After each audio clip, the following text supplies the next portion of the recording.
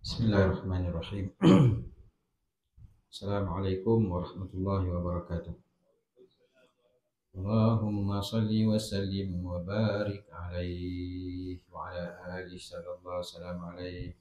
Allahumma salli salatan kamilatan wa sallim salaman tamman ala sayyidina Muhammadin alladhi تنحل به العقد وتنفرج به الكرب وتقضى به الهوائج وتنال به الرغائب وحسن الخواتم ويستسقى الغمام بوجهه الكريم وعلى آله وصحبه في كل لمحة ونفس بعدد كل معلوم لك. اللهم صل صلاة كاملة وسلم سلاما تاما على سيدنا محمد الذي تنحل به العقد وتنفرج به الكرب وتقضى به الحوائج وتنال به الغائب وحسن الخواتم ويستسقى الغمام بوجه الكريم وعلى آله وصحبه في كل لمحة ونفس بأعداد كل معلوم لك. اللهم صل صلاة كاملة وسلم سلاما تاما على سيدنا محمد الذي تنحل به الكرب وتنفرج به الكرب وتقضى به الحوائج وتنال به الغائب حسن الخواتم ويستسقى الغمام بوجه الكريم وعلى آله وصحبه في كل لمحة ونفس بأعداد كل معلوم لك. اللهم صل وسلم وبارك عليه وعلى آله وصحبه. Bismillahirrahmanirrahim. Alhamdulillahirabbil alamin wassalatu wassalamu ala asyrafil anbiya wal mursalin wa ala alihi washabihi ajmain. Allahumma arzuqna ya rabbi fahman nabiyyin wa ifzal mursalin wa ilhamal malaikatil muqarrabin fi afiyah ya arhamar rahimin. Rabbi zidna ilman warzuqna fahman. Wa sallallahu ala sayyidina Muhammad wa ala alihi washabihi wa baraka wa sallam. Alhamdulillahirabbil alamin. Qala rabbi shrah li sadri wa yassir li amri wa hlul 'uqdatam min lisani yafqahu qawli. Rabbi yassir wa la tu'assir ya karim. Rabbi yassir wa la tu'assir ya karim. Rabbi yassir wa la tu'assir ya karim. Assalamualaikum warahmatullahi wabarakatuh. Tuan-tuan, puan-puan, muslimin muslimat dirahmati Allah Subhanahu wa taala. Alhamdulillah pagi ini kita sambung membaca kitab Qalbun Salim. Muka surat 523. Betul?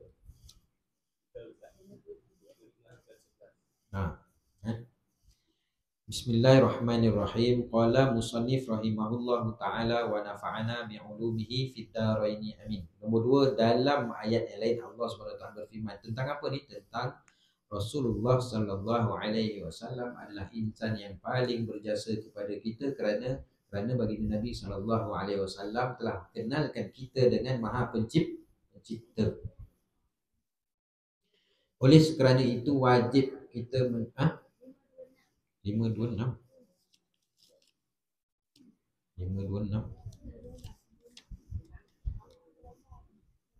bawah sekali.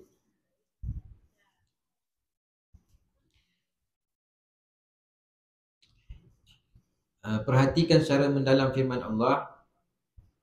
Oh ya, betul. Wa ra'aitan nasa yadkhuluna fi dinillahi afwaja fasabbih bihamdi rabbika wastaghfir innahu kana tawwaba. Kita ambil sikit tajwid dalam ayat ni. Wa ra'aitan nasa yadkhuluna fi dinillahi afwaja fasabbih bihamdi rabbika wastaghfir. Kalau kita baca, kita berhenti situ kan. Kita baca sebab ha tu ada tapi dia mati. Fasabbih bihamdi rabbika wastaghfir. Dia ada kan. Setengah orang yang tak belajar ni, dia baca fasabbih bihamdi rabbika wastaghfir. Kalau orang belajar dia tak baca yang tu, dia baca fasabbih bihamdi rabbika wastaghfir. Ha tu ada tapi mati. Innahu kana tawwaba. Dan engkau melihat manusia masuk dalam agama Allah beramai-ramai, maka ucapkanlah tasbih dengan memuji Tuhanmu dan mintalah ampun kepadanya, sungguhnya dia sangat-sangat menerima taubat. Allah SWT telah meletakkan Rasulnya Nabi Muhammad SAW untuk melihat apa yang berlaku pada peristiwa pembukaan Mekah yang berlaku pada tahun 8 Hijrah. Allah SWT berfirman, artinya, apabila kamu melihat orang ramai memeluk agama Allah iaitu Islam, maka katakanlah dengan kepujian Allah, bukan dengan kepujianku. Itulah tasbih memuji Tuhannya. Jika hatimu merasakan ia adalah hasil daripada diri dan usaha kamu sendiri, maka mohon keampunan kepada Allah SWT supaya dia menerima taubat kamu. Apa maksudnya? Kerana sewaktu peristiwa pembukaan kota Mekah, jadi berduyun-duyun orang Mekah ni masuk Islam. Jadi apa yang menyebabkan mereka masuk Islam? Adakah kerana dengan kepandaian kita, dengan kekuatan tentera kita? Tak. Semua tu adalah kurniaan daripada Allah semata-mata. Begitu juga kalaulah kita merasakan kita banyak melakukan amal ibadat, boleh kita kan, dalam keadaan hari ni orang semua makan, kita puasa. Dalam keadaan orang tidur, kita boleh sembahyang. Dalam keadaan orang tidur, kita boleh tahajud. Dalam keadaan orang sibuk dengan benda lain, kita boleh baca Quran. Sebulan sekali khatam Quran. Adakah dengan sebab kekuatan kita? Bukan. Semua itu adalah kurniaan daripada Allah semata-mata. Kalau terdetiklah kita merasakan sebab kita, maka cepat-cepatlah bertaubat. Itu maksud 451. Ia merujuk kepada surah An-Nasr, iaitu idza jaa nasrullahi wal fath. Ini pun sama juga. Ini kita baca sedikit berkaitan dengan tajwid. Cara baca bila kita baca idza jaa nasrullahi wal belajarlah tu, dah belajar tu kan. Kalau tak belajar dia tak tahu tu. Idza jaa nasrullahi wal fath. Kalau tak belajar dia baca apa? Idza jaa nasrullahi wal fath. Kalau orang belajar dia tahu fath.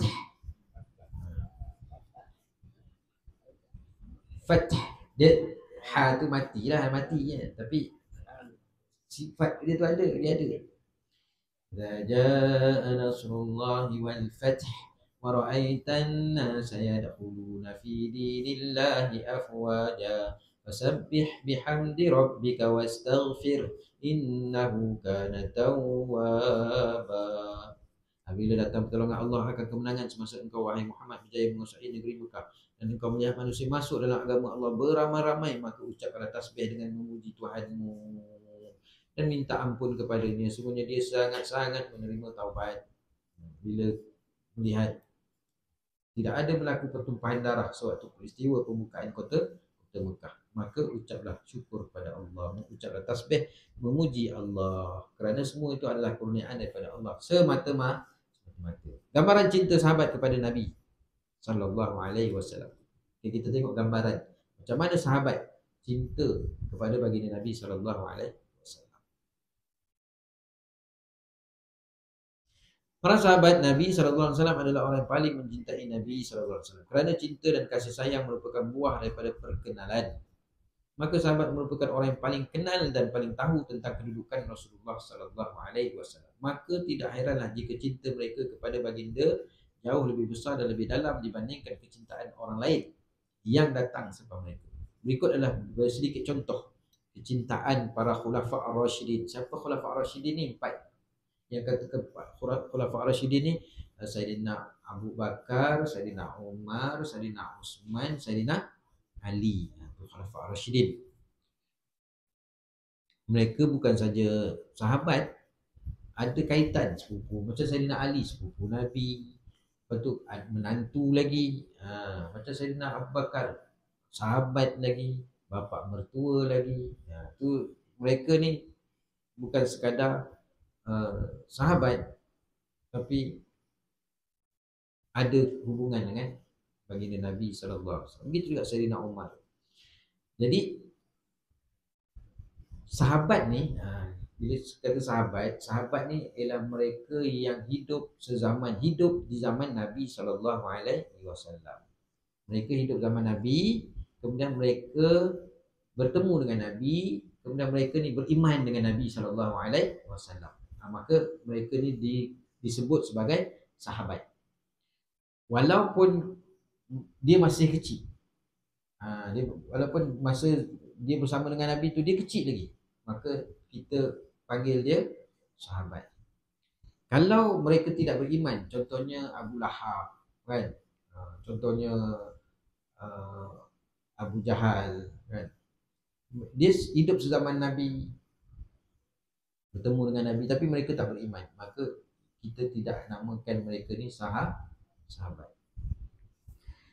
Jadi para sahabat Nabi, dia tak sama macam sahabat kita ni. Kita sahabat ni, sahabat mungkin orang kata yang sama sekolah dengan kita, baik dengan kita lah. Kalau budak-budak ni kita tak adalah kata sahabat. Kalau kita datang bawa budak kecil pergi minum anak jiran, contoh cucu jiran, mula ikut atuk pergi minum je, teman atuk kaki ngetir tapi tak ada kawan semua dah meninggal. Bawa lah cucu orang tu pergi ngetir. Lepas tu jumpa kawan lain, dia kata ni, wah minum dengan sahabat dia ni. Apa nak sahabat pula, kala saya nak bersahabat dengan budak kecil, kan? Ni cucu, pangkat cucu ni, kita takkan mengaku lah sahabat. Ataupun kita jumpa dengan orang, kita bawa cucu kau, tak adalah ni sahabat saya ni. Orang mesti heran, orang kata apalah dah tua-tua nak kawan dengan budak-budak. Sebab sahabat ni rapat. Tapi bila kita baca kisah-kisah Nabi, hadis-hadis Nabi ke, cerita tentang sahabat ni, maka maksud sahabat dia luas. Bukan sahabat ni, kalau orang tanya ni sahabat, tak, ni kawan biasa. Ada pula lain kawan biasa. Sahabat ni umpama kalau kita kata, ni sahabat ni mana susah senang bersama ni, kalau setakat minta telefon malam kan, saya minta tolong hantar hospital saya, boleh. Tu sahabat. Kalau setakat kawan-kawan biasa ni, kawan hotel tu, sahabat dia, kawan hotel, tak ngaku sahabat. Ingat sebab bila sebut kita baca kisah Nabi, sirah Nabi, sahabat ni dia lebih luas, walaupun dia kanak-kanak. Okey. Para sahabat Nabi sallallahu alaihi wasallam adalah orang yang paling mencintai Nabi sallallahu alaihi wasallam, kerana cinta dan kasih sayang merupakan buah daripada perkenalan. Para sahabat merupakan orang yang paling kenal dan paling tahu tentang kedudukan Rasulullah sallallahu alaihi wasallam. Maka tidak heranlah jika cinta mereka kepada baginda jauh lebih besar dan lebih dalam dibandingkan kecintaan orang lain yang datang selepas mereka.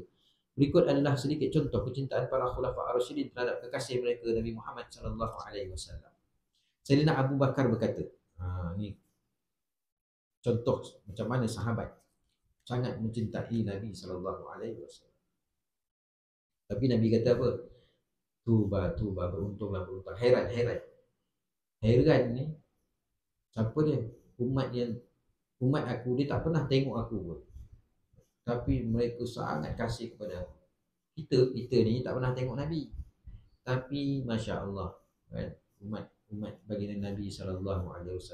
Kadang-kadang bila terkenangkan Nabi itu seolah-olah macam pernah berjumpa dengan Nabi, menangis merindui Nabi, dan tak pernah bertemu dengan Nabi. Maknanya umat Nabi, umat yang Nabi kata heran, kita lah, kan? Begitu rindu Nabi, begitu kasih kepada Nabi, ada di kalangan kita, bukan tak ada di kalangan kita yang sangat mengasihi baginda Nabi SAW, sehingga kan seolah-olah pernah hidup sezaman dengan Nabi SAW.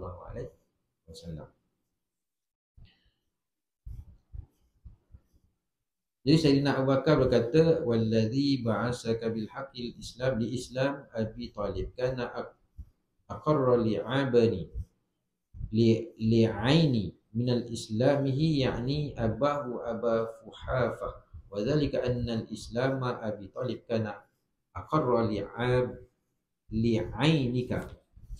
Dan demi zat yang mengutusmu dengan kebenaran, sungguhnya pengislaman Abu Talib lebih menggembirakan hatiku daripada pengislamannya bapanya, iaitu Abu Quhafah. Yang demikian itu adalah kerana pengislaman Abu Talib lebih menggembirakan hatimu. Abu Talib ni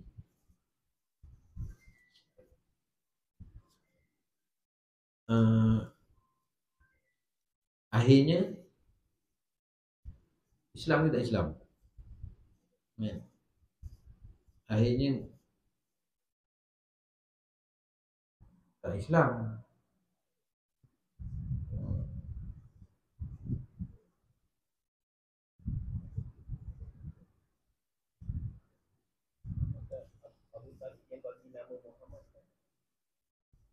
Satu, Muhammad bin Abdullah bin Abdul Muttalib ke Abu Talib? Bapa saudara siapa? Bapa saudara Abdul Muttalib. Tapi yang memberi nama tu bapa saudara, Muhammad, dia Abu Talib dengan Abdul Muttalib ni kita kan.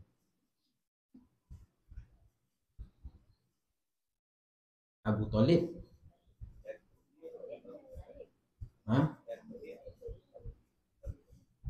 atuk Nabi siapa? Abu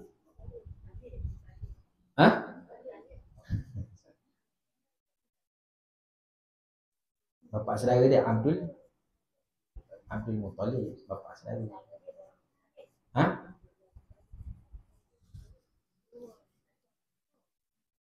Bapa saudara siapa? Abdul Muttalib, bapa saudara. Tapi Abu Talib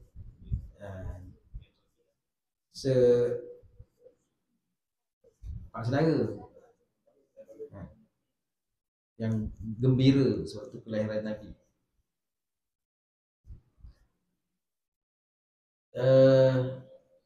Sewaktu Nabi berumur 8 tahun. Jadi yang banyak menjaga Nabi ni bapa saudara. Yang Nabi ikut daripada kecil, ikut niaga umur 8 tahun. Mak Nabi meninggal umur Nabi 2 tahun. Ayah Nabi meninggal masa Nabi dalam kandungan. 2 bulan dalam kandungan. Lepas tu mak Nabi dalam 2 tahun tu Nah, mak Nabi pula meninggal. Lepas tu atuk Nabi jaga. Atuk jaga sampai 8 tahun. 8 tahun, pak saudara jaga. Pak saudara jaga. Abdul. Abdul Muttalib. Yang cover, yang banyak cover Nabi ni. Tetapi akhir hayat Abdul Muttalib ni, dia meninggal dalam keadaan tidak mengucap 2 kalimah syahadah lah. Kerana dia pun adalah ego dia kan, dia ketua pemimpin, ketua masyarakat. Jadi kalau dia mengucap 2 kalimah syahadah masuk Islam, dia takut orang mengatakan bahawa dia ni masuk Islam kerana takut ataupun kerana nak menjaga hati anak saudara dia. Jadi matilah dia dalam keadaan tidak beriman.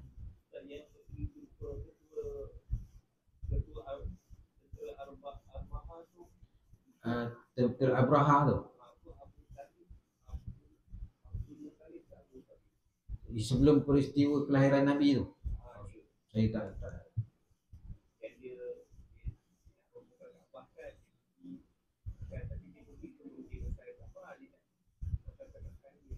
Oh, wallahu. Saya tak baca sirah sebelum yang masyhur cerita Abraha tu, masyhur lah kan. Tapi sebalik cerita sebelum peristiwa tu saya tak pasti. Okey. Sayyidina Abu Bakar juga berkata, kunna fil hijrati wa ana atashun faji'tu bimazqadi labanin fanawaltuha lirrasuli wa qultu lahu ishrab ya Rasulullah, yaqulu Abu Bakr fashariba Rasulullah hatta tawaitu. Pernah kami dalam perjalanan berhijrah dan saya dahaga. Aku membawa semangkuk susu. Lalu aku membawanya kepada Rasulullah SAW. Aku berkata kepadanya, minumlah wahai Rasulullah. Abu Bakar berkata, maka Rasulullah pun minum sehinggalah aku merasa puas. Maknanya sahabat ni mementingkan Nabi dulu daripada diri dia. Minumlah dulu Nabi. Sampai dia tengok Nabi minum, dia lah, sehingga aku merasa puas. Sayyidina Umar berkata kepada Sayyidina Abbas, antaslama ahabba ilayya min an yaslama al-khatabu li anna zalika ahabba ila Rasulillah sallallahu alaihi wasallam. Pengislamanmu lebih aku sukai daripada al-khatab, bapanya. Kerana demikian itu lebih disukai oleh Rasulullah sallallahu alaihi wasallam. Sayyidina Umar juga menyebutkan fa antal ana wallahi ahabba ilayya min an-nafsi. Sesungguhnya Tuhan lebih aku cintai daripada diriku sendiri. Sayyidina Uthman sanggup membelanjakan keseluruhan kekayaan demi Allah SWT dan Rasul dan Rasulullah SAW dan perjuangan Islam. Diriwayatkan daripada Sayyidina Abu Hurairah berkata, Sayyidina Uthman membeli syurga daripada Nabi Muhammad SAW sebanyak 2 kali dengan jual beli yang hak. Pertama, setelah Sayyidina Uthman menggali perigi rumah, dan kedua setelah menyiapkan bala tentera pada masa kesulitan. Sayyidina Ali pernah ditanya, bagaimana kasihmu terhadap Rasulullah SAW? Maka dia menjawab, kana wallahi ahabbal ilaina min amwalina wa auladina wa abaina wa ummahatina wa minal ma'il baridil ala zam'i.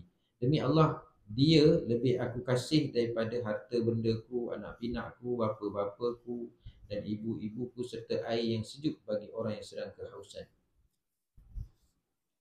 Dia jugalah pada masa mudanya sanggup menggantikan tempat tidur Nabi SAW dalam peristiwa hijrah ke Madinah. Walaupun tahu ia adalah risiko yang sangat besar sehingga boleh mengancam jiwanya sendiri, namun kerana cintanya kepada Rasulullah SAW dan keyakinan kepada Allah SWT, dia sanggup menggadaikan nyawanya untuk kasihnya Rasulullah SAW. Mengapa kita nak menjadi idola? Mengapa kita nak memilih idola yang lain, yang mana idola yang kita idola tu pun dia tak kenal kita? Kenapa? Sebab hari ni lah cerita hari ni kan, orang menjadikan apa sebut istilah influenza kan, menjadikan idola dia. Influencer kan. Kenapa orang, bukan masalah sekarang budak-budak muda lah ni kan, apa bahasa Melayu dia, pempengaruh, jadikan idola dia kan. Sedangkan orang tu pun tak kenal kita. Sepatutnya jadikanlah Nabi SAW idola kita, kerana Nabi SAW walaupun tak kenal, walaupun tak pernah jumpa, tapi Nabi sangat kasih kepada kita. Ini lain pula yang di idolakan. Pada orang tu tak kenal pun, akik pun tidak, kita dia kenal je. Tapi Nabi tak kan? Nabi sayangkan umat dia sampai hari kiamat nanti, sampai dalam titian sirat, sampai tempat mizan. Nabi sangat risau tentang umat. Risau Nabi ni bukan kat dunia je, sampai akhirat Nabi risau untuk kita.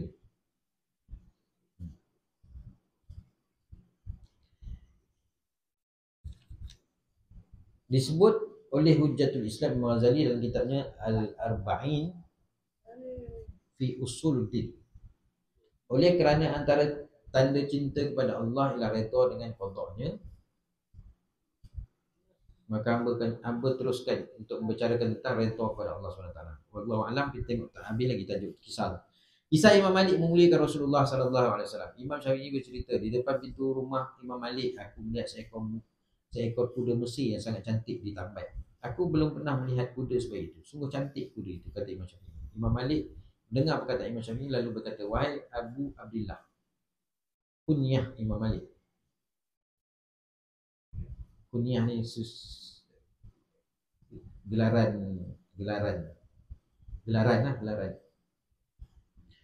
Abu Abdillah, gelaran. Aku hadiahkan kuda ini kepadamu.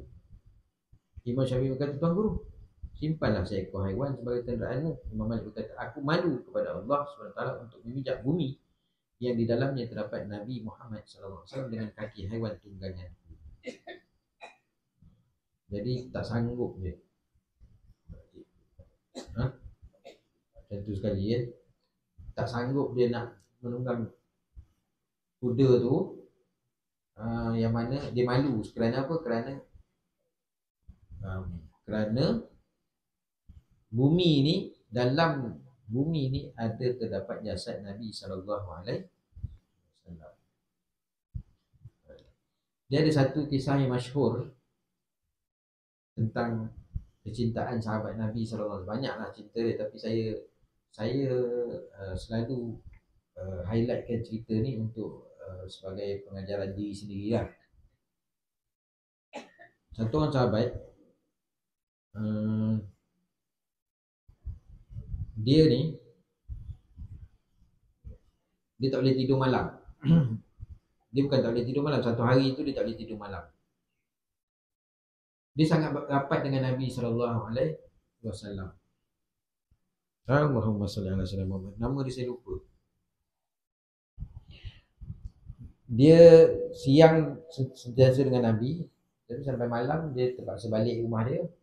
Nabi pun balik rumah Nabi. Jadi satu hari tu dia tak boleh tidur malam. Dia terkenang kan. Dia kata, macam mana aku ni dalam dunia ni pun tak dapat nak sentiasa bersama dengan Nabi SAW. Lalu pagi tu dia pergi masjid sembahyang jemaah subuh. Lepas sembahyang, Nabi pun memandang kepada sahabat. Nabi nampak dia ni, Allahumma salli ala sayyidina Muhammad, lupa lah nama dia. Nabi tengok dia, muka tu macam tak sihat. Jadi Nabi tanya dia, tak sihat ke? Dia kata, wahai Rasulullah, malam tadi dia tak dapat tidur, dia kata. Dia tak dapat tidur kerana dia memikirkan dekat dunia ni pun dia tak dapat nak sentiasa dengan Nabi. Dekat akhirat nanti dia takut-takut dia tak akan dapat dah bertemu dengan Nabi. Kalau meninggal, lepas tu nanti sampai dunia ni dapat lagi, tapi itu pun tak dapat nak sepenuh masa. Ke akhirat nanti takut dia tak bertemu dengan Nabi. Kata kalaulah Nabi SAW tu, Nabi dah tentulah syurga. Kalau dia ni ahli syurga, dah tentu syurga dia syurga yang paling bawah sekali, tak dapat bertemu dengan Nabi. Lepas tu kalaulah dia ni bukan ahli syurga, memang langsung tak bertemu dengan Nabi. Menangis, tak tidur malam tu. Jadi Nabi pun beritahu dia nak bersama dengan Nabi, sebab dia takut tak dapat bersama dengan Nabi dia di dekat akhirat. Jadi Nabi kata kalau nak bersama dengan Nabi, man ahya sunnati faqad ahbani wa man ahbani kana ma'ani fil jannah. Nabi kata siapa yang hidupkan sunnah aku, dia cintakan aku. Siapa cintakan aku, dia akan bersama aku dalam syurga. Jadi poin dia ialah siapa nak bersama dengan Nabi, kena sayang Nabi. Siapa nak masuk syurga bersama dengan Nabi, kena sayang Nabi. Tapi kalau sayang pun, kena cinta tu pun kena ada bukti dia. Apa bukti dia? Bukti dia kita menghidupkan sunnah-sunnah Nabi dalam kehidupan kita. Mesti ada bukti. Kalau orang tu kata sayang, saya sayang betul rumah saya, kan? Tapi bila pergi kenduri tu nampak merah-merah ni apa, laki saya asyik lompang gitu. Dia cakap sayang. Tapi kaki naik, tangan naik, sayang apa, kan? Maknanya tak ada bukti. Maknanya ada bagi hadiah ke, itu bukti kita sayang. Begitu juga dengan Rasulullah SAW. Bukti kita cinta kepada Nabi SAW mesti ada bukti dia. Apa dia? Kita menghidupkan sunnah-sunnah Nabi dalam kehidupan kita. Mungkin cara kita makan, mungkin cara kita berpakaian, mungkin cara kita minum, mungkin cara kita berjalan, cara kita dalam kehidupan ni kan banyak sunnah-sunnah Nabi. Nampak je benda simple-simple, tapi ni rupanya sunnah Nabi.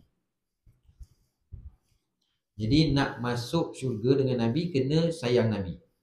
Nak sayang Nabi, kena tunjukkan bukti dia. Bukti kita sayang Nabi ni, iaitu menghidupkan sunnah-sunnah Nabi dalam kehidupan kita.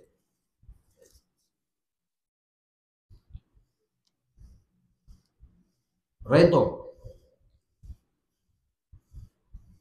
Bab ke-9, redha. Malam tadi saya baca hadis dekat satu masjid. Hadis tentang bilik-bilik dalam syurga. Dalam syurga ni, dia ada 100 tingkat. Syurga ni ada 100 tingkat. 100 tingkat. Jadi satu tingkat tu dalam syurga ni, satu tingkat, kalaulah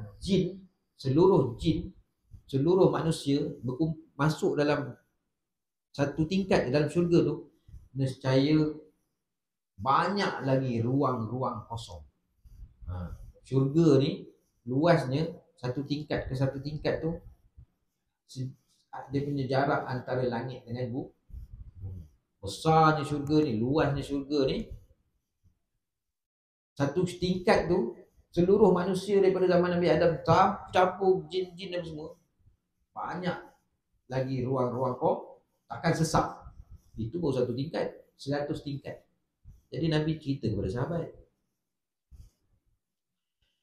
panjanglah hadis tu.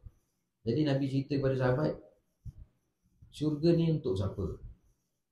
Orang yang semayang, kan? Syurga ni orang yang semayang, dia puasa, dia buat perkara-perkara yang wajib. Perkara-perkara yang wajib. Lepas tu sahabat kata kepada Nabi, boleh tak nak cerita ni? Maknanya nak masuk syurga senang ke? Semayang jangan tinggal, buat perkara-perkara yang wajib. Nabi kata, Janganlah cerita kat orang.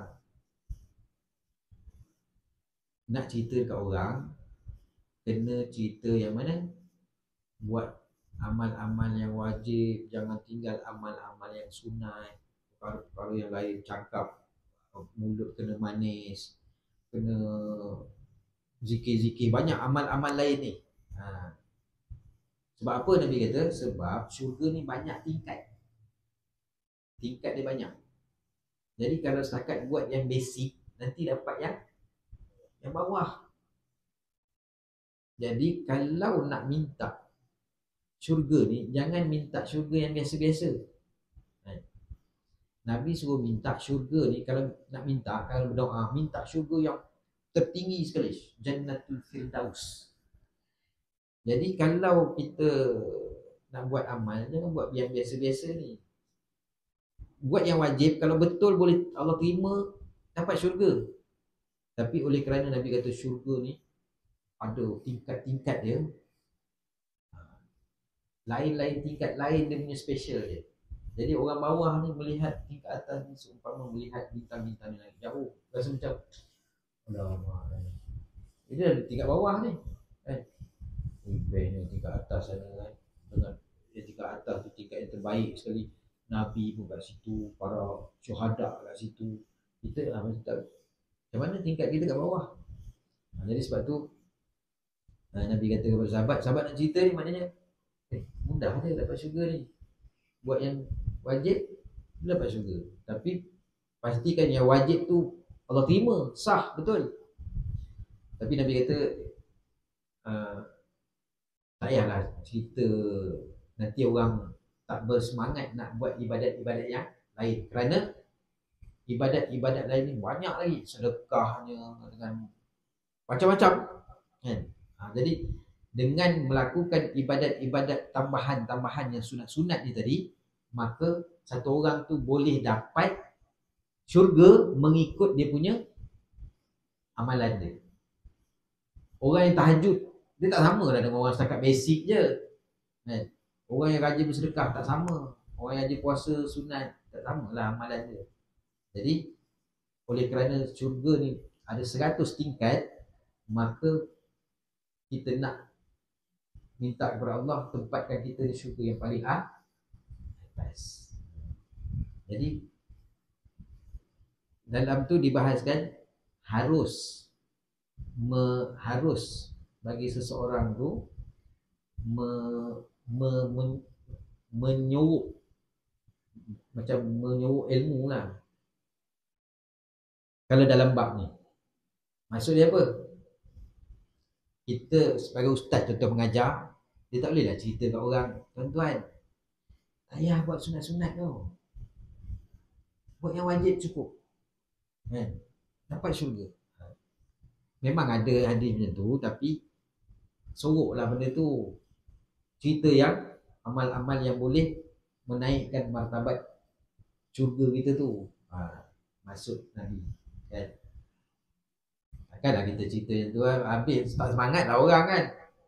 Tak payah Isnin tak payah puasa tu, kalau puasa Ramadan cukup lah kan. Memang kalau kita buat yang wajib boleh dapat syurga. Tetapi orang lain berlumba-lumba buat yang sunat, dia dapat syurga yang tinggi, kita dapat yang rendah. Okey, bab 9 redha, pengertian redha. Ketahuilah redha dengan qada Allah artinya merasa lapang dada terhadap apa yang dikehendaki oleh Allah dan tidak i'tirad, soal atau protes terhadap apa sahaja dilakukan oleh Allah. Apa makna redha? Lapang dada, terima. Dia redha dengan qada. Redha dengan qada. Okey, qada qadar ni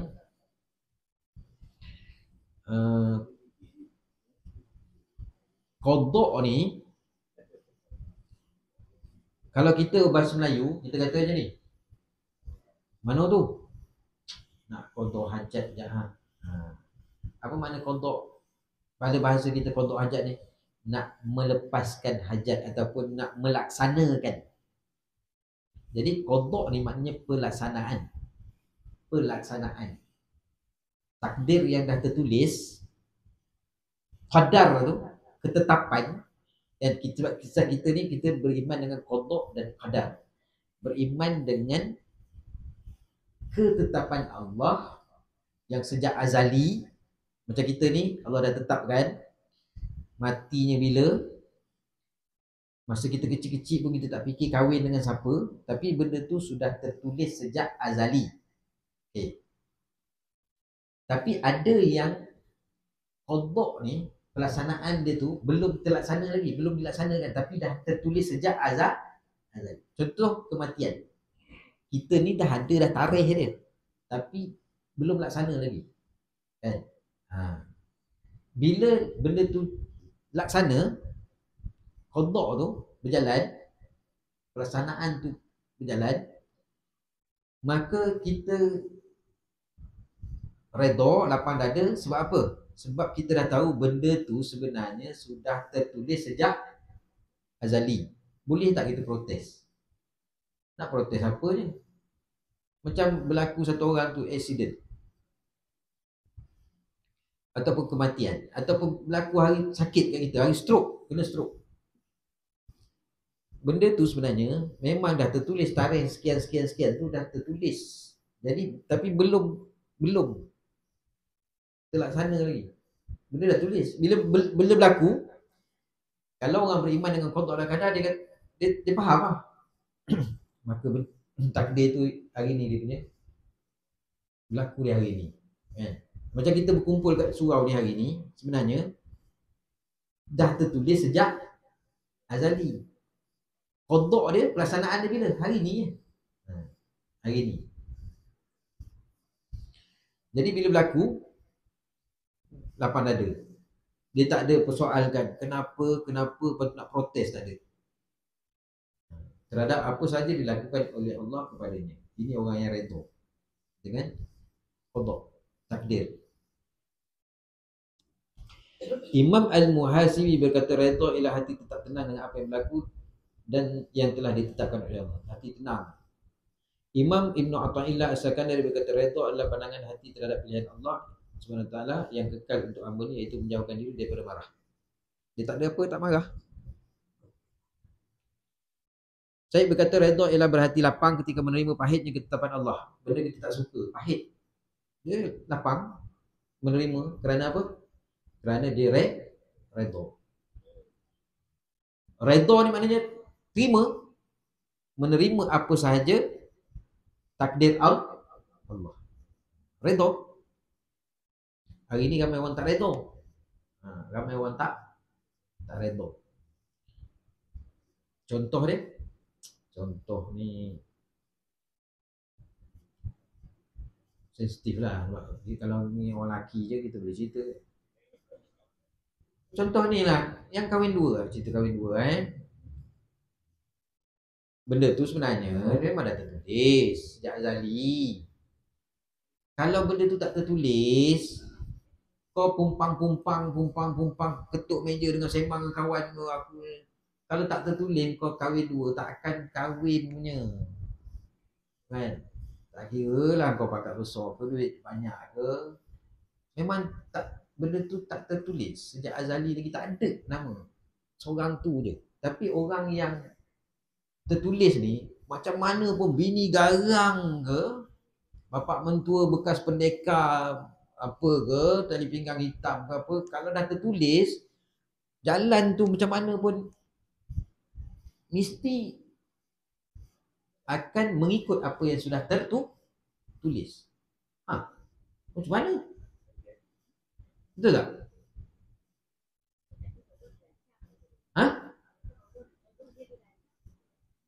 Rancang tu dia dah sejak azali dah tertulis. Ada tak orang rancang nak mati? Tapi macam mana hari tu dia boleh mati? Memang sejak azali lagi dah tertulis. Dia lari macam mana? Garang macam mana pun, mak mentua garang ke, bapak mentua garang ke, bini garang ke, sejak azali tu dah tertulis. Hari tu berlaku, isteri saya tak garang pun, lembut. Tak juga seorang tu je. Tapi ada orang bini garang. Enggak lah, tak kurang 2, 3. Sebab apa? Dah tertulis. Jadi, kan? Betul tak tak boleh ni. Kita kita takdir kita ni kita tak tahu. Kalau kita tahu, tu saya cakap kat anak murid saya kat sekolah. Sebab anak murid saya pengalaman mengajar saya lebih kurang 26 tahun. 26 tahun lama juga tu. Anak murid saya ada jadi doktor. Ada, nampak je cikai-cikai saya ni. Anak murid saya jadi doktor lah yang saya nampak banyak. Okey. Jadi sekarang tengok sekolah, ada yang sekolah sama penuh, ada sekolah menengah URS biasa je. Tapi, kau jadi doktor, belajar dekat mana kan? India manapel apa tak? Jadi kan? Jadi bila saya mengajar sekarang ni, saya tengok budak-budak kecil ni dalam kelas. Saya cakap, korang ni tak tahu di kalangan korang ni ada yang jadi, saya pun tunjukkan muka kau ni esok. Kau ni esok buka restoran ni. Kau ni doktor, muka doktor. Macam saya cakap, Allah rahsiakan semua ni. Kalau kau tahu lah kau punya takdir ni, daripada kecil kau dah belajar. Kau jangan main-main dengan aku, aku esok ketua polis tau. Dia tak eri. Benda tu tak boleh. Benda tu rahsia. Tugas kita doa. Kan? Doa je tugas kita. Jadi, apa berlaku ni sebenarnya sudah tertulis sejak azali. Tapi kita tahu tak? Kita tak tahu. Kita ni cuma laksana jalan. Peringkat kita ni usaha dan ikhtiar. Peringkat kita ni usaha ikhtiar. Kita pun tak tahu dia ni jutawan ke, kaya ke tak kaya. Sebab tu kita bekerja sungguh-sungguh. Kita tak tahu. Kalau kita tahu, saya malas nak kata sebab saya tengok dan takdir saya tu saya tunggulah waktu tu bila. Tak tahu. Jadi redha dengan redha ni maknanya apa saja dia lapang dada, lapang. Nak senang nak cakap senang kan, tapi sampai masa kita akan jadi orang yang memprotes juga. Kenapa anak saya pula yang konon, kenapa anak orang ni tak, saya dah lah kahwin susah nak dapat anak, tiba-tiba meninggal. Susah. Tapi susah sebab itulah bila kita baca kitab ni, mudah-mudahan dia membuka kita punya minda kita. Redha ni maknanya redha dengan takdir, maknanya kita lapang dada. Apa saja Allah Ta'ala bagi kat kita, lapang dada. Redha, lapang, jangan marah. Dan dalam hadis qudsi Allah berfirman, man lam yarda bi qada'i wa yasbir ala bala'i falyaltamis rabban siwaya. Siapa yang tidak redha dengan ketetapan hukum hakamku dan tidak sabar atas cubaanku, maka carilah Tuhan lain.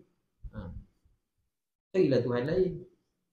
Dalam Syu'abul Iman, Imam Al-Bahaqi menyebut lafaz yang sedikit beza, iaitu man lam yardai bi qada'i wa qadri falyaltamis rabban ghairi. Siapa yang tidak redha dengan ketetapan hukum hakamku dan takdirku, maka carilah Tuhan selainku. Carilah Tuhan lain. Orang bagi cenyam tak redha. Kan bila kan bagi nikmat kan lupa pula. Orang mukmin ni dia tak. Orang mukmin ni bila diberi nikmat dia syukur, dapat pahala. Bila diberi ujian dia redha, dapat pahala. Jadi kita ni orang Islam, orang beriman. Orang beriman ni ajaib, Nabi kata.